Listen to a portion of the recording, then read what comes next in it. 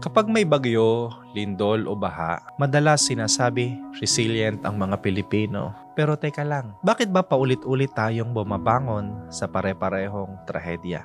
Fact check, sabi sa Genesis chapter 2 verse 15, kinuha ng Panginoon ang tao at inilagay sa hardin ng Eden upang ito'y alagaan at ingatan. Hindi lang tayo tinawag para mag-survive, kundi para maging tapat na katiwala ng kanyang nilikha. Sa paulit-ulit na trahedya ang ating nararanasan, minsan natatanong natin, asa ng Diyos sa gitna ng mga ito?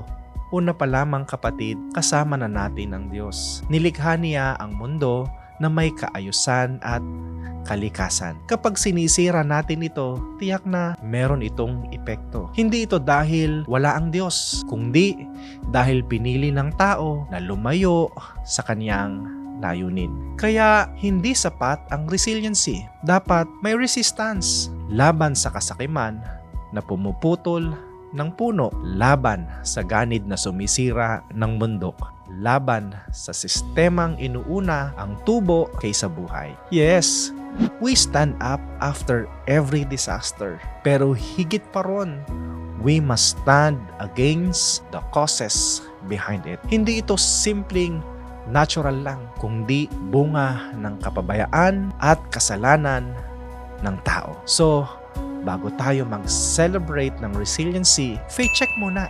Am I just surviving or am I resisting, restoring, and faithfully caring for God's creation?